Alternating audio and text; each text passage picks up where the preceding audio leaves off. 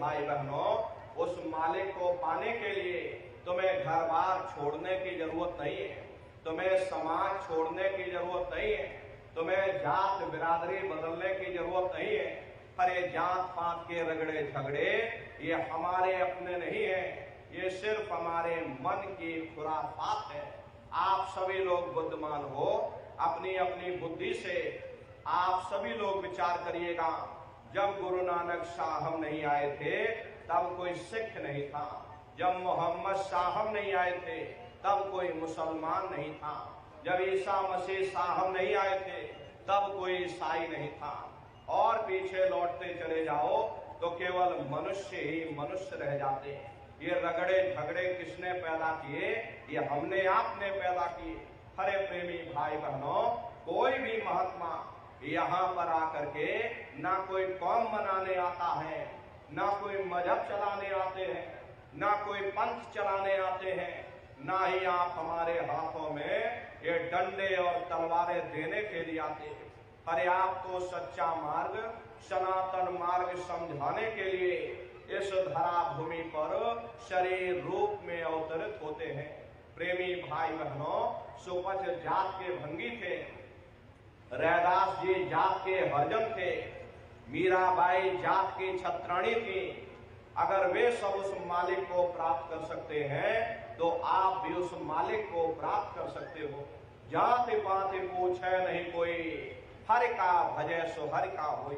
लोग यहाँ जात पात बनाते बनाते मर गए, लेकिन ऐ नन्नारियों, जब तुम्हारी ये जीवात्मा इस मनुष्य रूपी चोले को छोड़ करके ऊपर धर्मराज की कचहरी में पहुंचेगी, वहां न तुमसे ये पूछा जाएगा कि तुम किस जाति के हो, तुम किस कौम के हो, तुम किस मजहब के हो, तुम हिंदू हो या मुसलमान हो, तुम हिंदुस्तान से आए हो या तुम पाकिस्तान से आए हो। अरे वहां तुम्हारे कर्म देखे जाएंगे, भक्ति भाव देखा जाएगा, मालिक से मिलने का प्रेम और प्यार देखा जाएगा। इसीलिए महात्मा कहते हैं भाई, मालिक को पाने के लिए तुम्हें जात बिरादरी बदलने की जरूरत नहीं है, तुम्हें समाज छोड़ने की जरूरत नहीं है, तुम्हें जंगलों पहाड़ों में भटकने की जरूरत नहीं है, तुम्हें साधु सन्यासी और बाबा बनने की जरूरत नहीं है।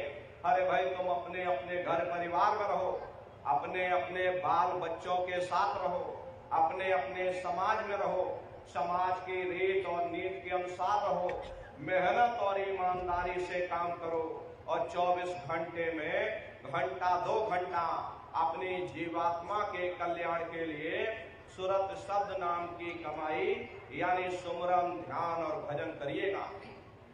प्रेमी भाई बहनों, यही दौलत तुम्हारे काम आएगी, बाकी सब यही पड़ा रह जाएगा।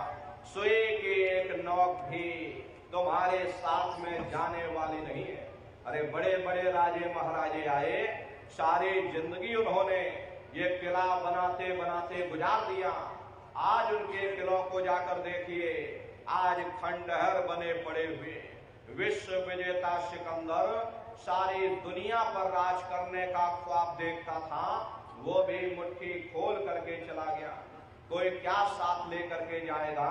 जो चीज तुम्हारे साथ में जाने वाली वो केवल मालिक की भक्ति है। इसलिए प्रेमी भाई बहनों, वो दौलत कमा लो जो अंत समय में तुम्हारे काम आवे, वरना ये समय तुम्हारा निकलता जा रहा, ये श्वासों की पूंजी दिन प्रतिदिन कम होती चली जा रही।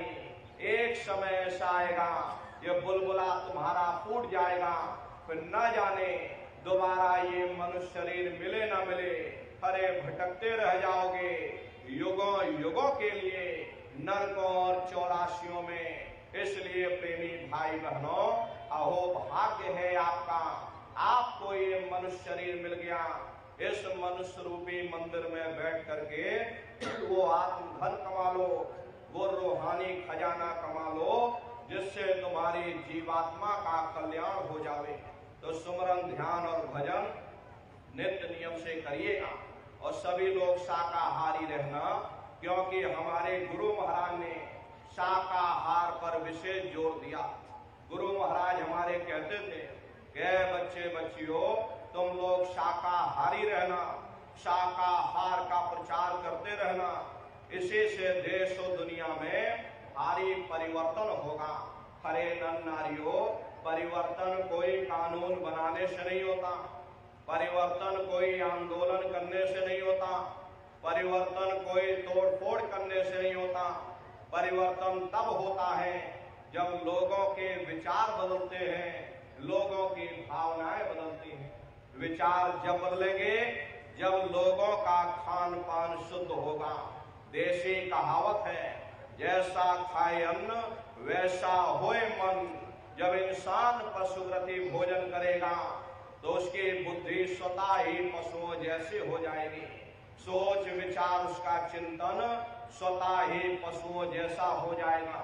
फिर जिस शराब के नशे में माँ बहन बेटी की पहचान खत्म हो जाए, उस शराब को पी करके यह कैसे पता चलेगा कि क्या अच्छा और क्या बुरा है।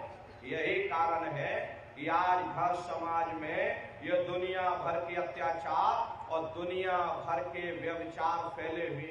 अरे हम आप मंदिर बनवाते हैं, उन मंदिरों में जाकर के नहा धो करके जाते हैं, कद भाई परमात्मा के रहने की जगह है, हमको नहा धो करके जाना चाहिए, फूल अगरबत्ती ले जाना चाहिए।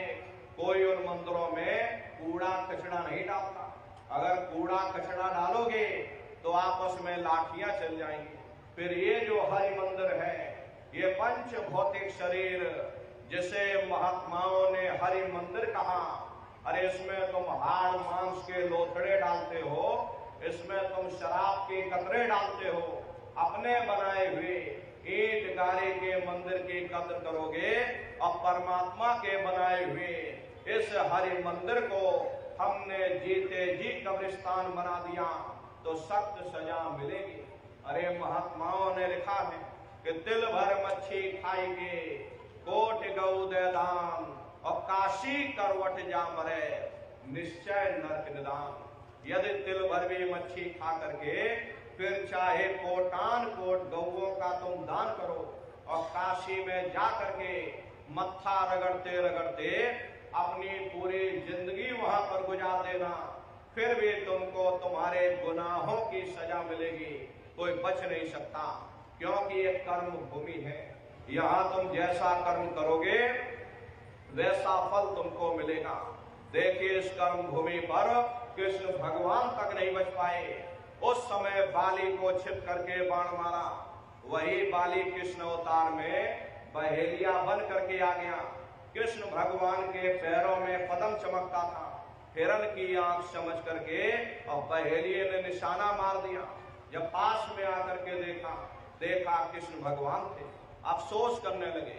लेकिन कृष्ण भगवान ने उसको समझाया, इसमें तुम्हारा कोई दोष नहीं, उस समय हमने तुमको मारा, आज तुमने हमको मार दिया, हमारा तुम्हारा अदला बदला पूरा हो गया।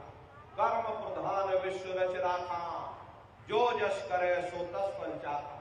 ये कर्मों का ऐसा देश है, यहाँ तुम जैसे बीज बोगे वैसे ही फसल काटोगे। इसलिए प्रेमी भाई बहनों, आपसे हमारी प्रार्थना है कि आप लोग शाकाहारी रहिएगा। ये तरह तरह की बीमारियां जो आज के समय में आ रही, इसका मुख्य कारण एक ही है, लोगों का खान पान दूषित हो गया। अपनी बुद्धि से विचार करिए, इंसानों के खून में जब जानवरों का खून मिल जाएगा, इंसानों के अंदर जब जानवरों के कीटाणु पहुंच जाएंगे तो न जानवरों की दवा काम में आएगी, न इंसानों की दवा काम में आएगी। परिणाम क्या होगा? ऐसी महामारियां फैलेंगी। इसलिए प्रेमी भाई बहनों, आपसे हमारी प्रार्थना है कि आप लोग शाकाहारी रहिएगा। कोई ऐसा नशा मत करना जिससे बुद्धि तुम्हारी पागल हो जाए, घर में माँ बहन बेटी की पहचान खो दो। अरे आप अपने आप को कट्टर हिंदू मानते हो, अरे भाई हम कट्टर हिंदू हैं, हम राम को मानने वाले हैं और हम कृष्ण को मानने वाले हैं। अरे आप राम को मानते हो और आप कृष्ण को मानते हो तो उनके आदर्शों पर भी चलना सीखो। राम ने कभी नहीं कहा कि तुम मांस खाओ, या कृष्ण ने कभी नहीं कहा कि तुम शराब पियो। जितने सभी यही कह करके गए कि अहिंसा परमो धर्मा। अगर हमने किसी को बनाया नहीं तो मिटाने का अधिकार हमारे पास नहीं। इसलिए प्रेमी भाई बहनों, अरे आप इंसान हो, इंसान का काम है दया करने का, दया धर्म का मूल है। इसलिए प्रेमी भाई बहनों, आप जीवों पर रहम करो, रूहों पर रहम करो। सभी लोग शाकाहारी रहिएगा। शाकाहार का प्रचार अपने अपने क्षेत्रों में बराबर आप लोग करते रहना। ये धर्म का प्रचार है। हरे नर नारियों, सतयुग कैसे आएगा, राम राज कैसे आएगा? राम राज कोई भाषण देने से नहीं आने वाला। राम राज जब आएगा जब आप लोग धर्म का प्रचार करोगे, और धर्म का प्रचार करने की जिम्मेदारी हम सभी प्रेमी भाई बहनों की है, क्योंकि हम सभी लोग अपने गुरु महाराज के जलाए हुए चिराग हैं। अगर एक एक चिराग एक एक गांव में पहुंच जाएगा, ये पूरा गांव प्रकाशवान हो जाएगा, ये पूरा समाज प्रकाशवान हो जाएगा। गुरु महाराज के संदेशों को जन जन के बीच में पहुंचाने की जिम्मेदारी हम सभी प्रेमी भाई बहनों की है। गुरु महाराज कह करके गए, बच्चा गांव गांव में तुम भजन केंद्र की स्थापना करो, गांव गांव के लोग भजन करने लग जाएं, गांव गांव में सत्संग होने लग जाए, गांव गांव के लोग शाकाहारी हो जाएं, गांव गांव के लोग सदाचारी बन जाएं, आंखों में माँ बहन बेटी की पहचान कायम हो जाए। जब हमारा गांव बदल जाएगा, ये पूरा समाज बदल जाएगा, निश्चय ही कलयुग में सतयुग आ जाएगा। इसलिए प्रेमी भाई बहनों, धर्म के प्रचार में आप सभी लोग अपना अपना योगदान दीजिएगा। देखिए, हमारे गुरु महाराज परम संत बाबा जय गुरुदेव जी महाराज ने एक अच्छे समाज के निर्माण के लिए, चरित्रोत्थान के लिए, लोगों को शाकाहारी और सदाचारी बनाने के लिए 116 वर्ष की आयु तक अथक मेहनत और परिश्रम किया। हमारे गुरु महाराज ने अपने गुरु की याद में मथुरा आश्रम पर इतना विशाल मंदिर बनवाया। गुरु महाराज हमारे कहते थे कि बच्चा, मंदिर का वो देवता वहां पर बैठ करके बरकत बांट रहा, अरे आप लोग आइए, वहां कोई रुपया पैसा नहीं चढ़ाया जाता, कोई चंदा चुटकी नहीं, अरे आप लोग आए, मंदिर के देवता के सामने अपनी एक बुराई को चढ़ा दीजिए। वहां पर बुराई चढ़ाई जाती है कि हम आज से मांस मछली नहीं खाएंगे, हम आज से अंडा शराब का सेवन नहीं करेंगे, हम आज से झूठ नहीं बोलेंगे, हम आज से किसी को धोखा नहीं देंगे। आप अपनी एक बुराई चढ़ा दो, आपकी एक मनोकामना पूरी होगी। ऐसा वरदानी मंदिर गुरु महाराज ने अपने गुरु की याद में मथुरा आश्रम पर बनवाया। गुरु महाराज हमारे कहते थे, बच्चा, इस मंदिर के मुंडेर से यदि कोई पंछी भी गुजर जाएगा, उसे मानव योनि मिल जाएगी। ये महिमा गुरु महाराज ने गाई। गुरु महाराज हमारे कहते थे, यह बच्चे बच्चियों, तुम इस दरबार में दया दुआ बरकत पाने के लिए बराबर हाजिरी देते रहना। अगर समय ना मिले महीने में आ जाना, महीने में समय ना मिले 6 महीने में आ जाना, 6 महीने में समय ना मिले तो साल भर में आ जाना, और जिसको साल भर भी समय ना मिला, प्रेमी भाई बहनों, ताको लागे दोष। गुरु महाराज ने मन से कहा, नर नारियों, अगर तुमने मेरे गुरु को भुला दिया, मैं तुमको भुला दूंगा, तुम भारी मुसीबत में फंस जाओगे। इसलिए प्रेमी भाई बहनों, अपने दरबार में दया दुआ बरकत पाने के लिए बराबर हाजिरी देते रहना। अब ये भंडारे का कार्यक्रम 17 मई से और 21 मई तक मथुरा आश्रम पर मनाया जाएगा। हमारे गुरु महाराज का ये पावन पुनीत भंडारे का कार्यक्रम 17 मई से और 21 मई तक होने जा रहा। प्रेमी भाई बहनों, आप सभी लोग सपरिवार पधारिएगा। देश के कोने कोने से दसियों लाख की संख्या में सत्संगी प्रेमी भाई बहन मथुरा दरबार में पधारते हैं। और उनके रहने ठहरने के लिए अलग अलग जिलों के टेंट रावटी डेरे लगाए जाते। भोजन पानी के लिए अलग अलग जिलों के निःशुल्क भंडारे भी चलते। प्रेमी भाई बहनों, अपना बहुत बड़ा आश्रम है। करीब करीब 10 किलोमीटर के व्यास में अपना आश्रम बना हुआ, वहीं पर एक कार्यक्रम होता है। अपने आश्रम पर गुरु महाराज की एक छोटी सी गौशाला भी है। गुरु महाराज के पास कुल 2 गाय थी। 2 गायों का इतना बड़ा परिवार है कि आज के समय में करीब करीब 3000 गाय हैं और 3000 से ऊपर सांड हैं। गौशाला अलग है और नंदीशाला अलग है। किसी को बाहर नहीं भेजा जाता, क्योंकि गुरु महाराज कह करके गए, बच्चा इनको यही रखना, यही सेवा पानी करना। अगर बाहर भेज दोगे लोग मार देंगे, काट देंगे। इसीलिए चाहे गाय हो या चाहे बैल हो, हमारे यहाँ किसी को बाहर नहीं भेजा जाता। गायों के लिए अलग से गौशाला है, सांडों के लिए अलग से नंदीशाला। उसी के बगल में अपना एक बहुत बड़ा अस्पताल भी है। वही बगल में अपना विद्यालय भी है, जिसमें करीब करीब 3000 बच्चे निःशुल्क विद्यार्जन करते हैं। कॉपी किताब पढ़ाई लिखाई बिल्कुल निःशुल्क है। प्रेमी भाई बहनों, वो गुरु महाराज की कर्म भूमि है। और गुरु महाराज की जन्मभूमि, जहाँ पर हमारे गुरु महाराज का जन्म हुआ, जिला इटावा, ग्राम खितौरा में। इटावा जिले में एक छोटा सा गांव पड़ता है, खितौरा गांव। वहीं पर हमारे गुरु महाराज का जन्म हुआ। प्रेमी भाई बहनों, वहां भी अपना बहुत बड़ा आश्रम बन करके तैयार हो चुका। 10 साल लग गए, लेकिन धीरे धीरे सेवा चलती रही। और आज गुरु महाराज की दया कृपा से गुरु महाराज की जन्मभूमि पर भव्य मंदिर बन करके तैयार हो चुका। ये जो आप बगल में पोस्टर देख रहे हो, ये गुरु महाराज की जन्मभूमि का मंदिर है। प्रेमी भाई बहनों, इधर जो फोटो लगी है, ये मथुरा दरबार का मंदिर है। ताजमहल इसके सामने कुछ नहीं। ऐसे 2-3 ताजमहल खड़े कर दोगे, एक भव्य मंदिर दिखाई पड़ेगा, पूरा मार्बल से बना हुआ। प्रेमी भाई बहनों, आप लोग पधारिएगा। गुरु महाराज की कर्म भूमि और गुरु महाराज की जन्मभूमि का दर्शन दीदार लाभ प्राप्त करिएगा। ये भंडारे का कार्यक्रम होने जा रहा, सपरिवार पधारिएगा। अपने अपने बच्चों को भी साथ में लेकर के आया करिए। हम आप ये गलती कर देते हैं, हम लोग सोचने लगते, अरे बच्चों को क्या करेंगे ले जाकर, ये बच्चे छोटे हैं, इनको घर में रहने दो, इनको पढ़ाई लिखाई करने दो, अभी इनकी पढ़ाई लिखाई की उम्र है। ये सत्संग सुनना, ये भजन पूजा पाठ करना, ये तो हम लोगों का काम है। इन बच्चों को पढ़ाई लिखाई अभी करने दो। बस यहीं पर हम आप धोखा खा जाते हैं।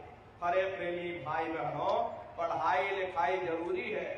हम ये बात आपकी मानते हैं कि आज के भौतिक युग में शिक्षा बहुत जरूरी है। अरे हमको भी गुरु महाराज ने पढ़ाया लिखाया, हमको ये अंगूठा छाप नहीं है। गुरु महाराज ने हमको भी पढ़ाया लिखाया। प्रारंभिक शिक्षा हमारी गुरु महाराज की जन्मभूमि पर हुई, क्योंकि जो गुरु महाराज की जन्मभूमि है वही हमारी भी जन्मभूमि है। खितौरा में हमारा जन्म हुआ, वहीं पर एक सरकारी स्कूल था, 5 तक तो हम वहीं पर पढ़े। उसके बाद गुरु महाराज ने मथुरा बुला लिया, 10वीं हमने वहीं से की, फिर 12वीं किया, फिर BA किया, फिर LLB किया, और LLB करके वकील भी बने। तो कहने का मतलब ये है कि गुरु महाराज ने हमको भी पढ़ाया लिखाया। लेकिन प्रेमी भाई बहनों, पढ़ाई लिखाई के साथ साथ अच्छे संस्कार भी जरूरी है। संस्कार कोई MA BA की डिग्री करने से नहीं पढ़ते, संस्कार कोई डिप्लोमा करने से नहीं पढ़ते। अगर MA BA की डिग्री करने से बच्चों के अंदर संस्कार पड़ जाते तो हिंदुस्तान में इतने वृद्धाश्रम न खोले गए होते। अरे संस्कार पढ़ेंगे महात्माओं के वचनों से, संस्कार पढ़ेंगे सत्संग के माध्यम से। ये बच्चे देश के भविष्य हैं। इन बच्चों के अंदर अच्छे संस्कार डालना ये समय की बहुत बड़ी मांग है। हरे प्रेमी भाई बहनों, आज के समय में बच्चों के अंदर संस्कारों का अभाव देखा जा रहा।